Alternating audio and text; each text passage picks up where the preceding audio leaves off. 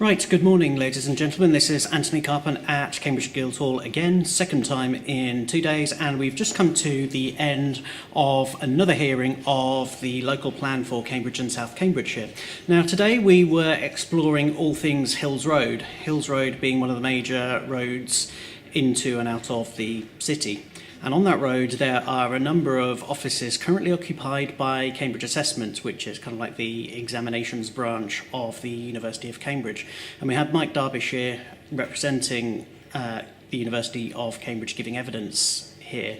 And one of the sites opposite the big Catholic church, is one where once Cambridge Assessment move out of there, it's one where I've pondered, wouldn't it be lovely to have a really, really big concert/theatre venue there, kind of like the one we used to have with the new theatre, which unfortunately from my perspective got demolished in the 1960s because they couldn't make ends meet.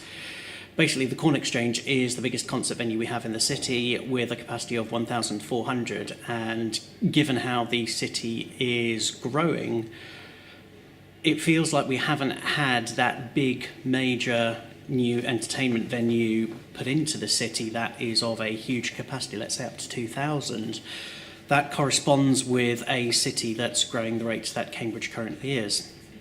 So yeah, just a little bit of food for thought, because I think that site there, especially with the big plot of unused land behind it, would just be ideal for that. But it would probably be turned into student accommodation or something like that, because that's the way things go. It's money talks. Anyway,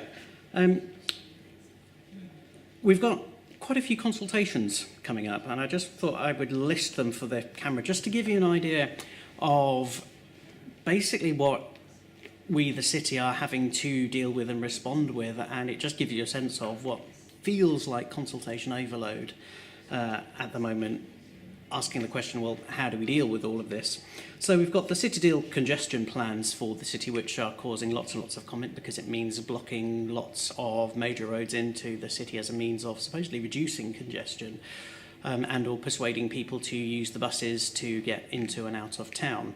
And you can imagine it's quite controversial, in particular for those car users who really are dependent on using their cars, such as, for example, carers and health workers. The second consultation that we've got is, I've just labelled it as City Deal South Cambridge, and actually what it is, it's a road link. I think it's the A1307, which links Cambridge to Haverhill, and it's also the one the X13 bus goes down. I'm going to be jumping on that bus actually in the next few days for the AGM of the Rail Haverhill campaign.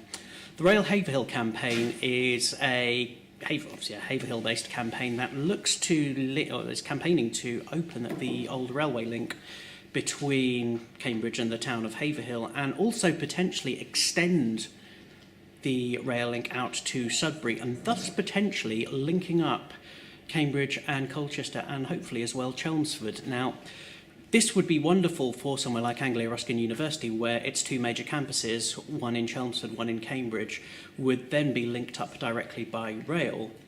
And if all went well, you could actually link it further to their campus up in Peterborough.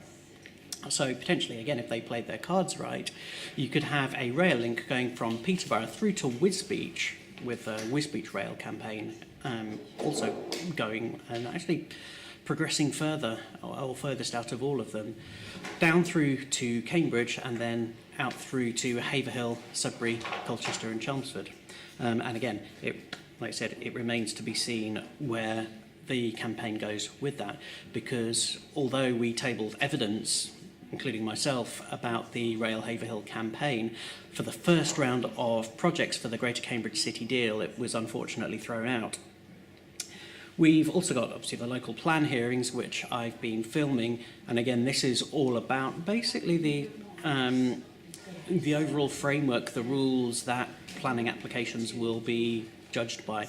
And this is why it's ever so important, because at the moment, in particular with South Cambridgeshire, because there's no local plan in place for that part of our county, it makes it easier for speculative applications, which may not be to the wider benefit of the wider community, to get through.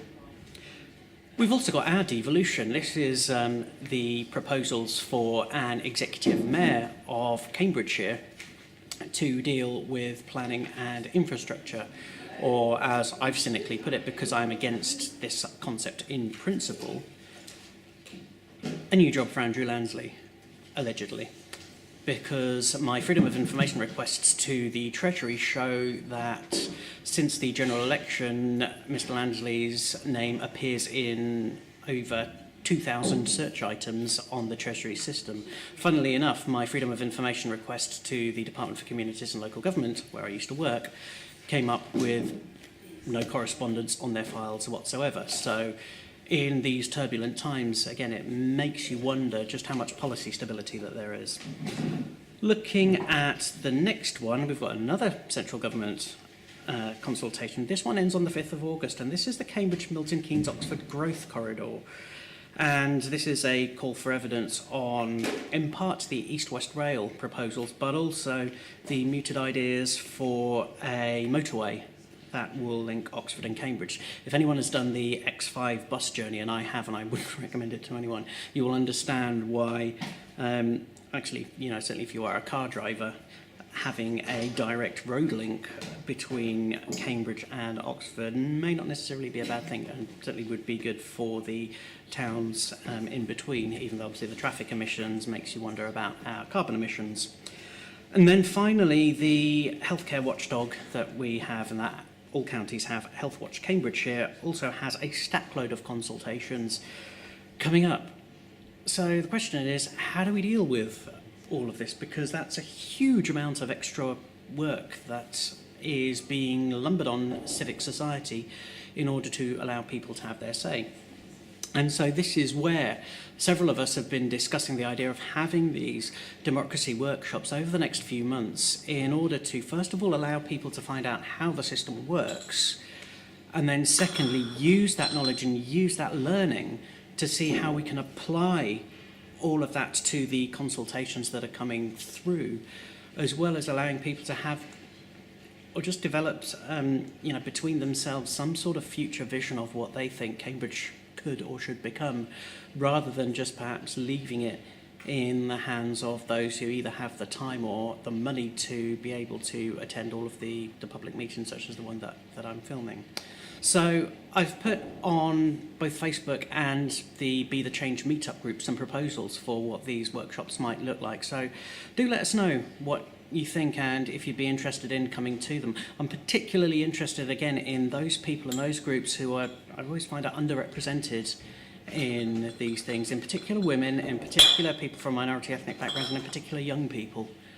Because, in particular with young people, it's your future, this is your city. In, you know, however many years' time, you know, with me and my grey hairs, I'm going to be long gone soon. So, you know, it's your future. Seize it. See you soon.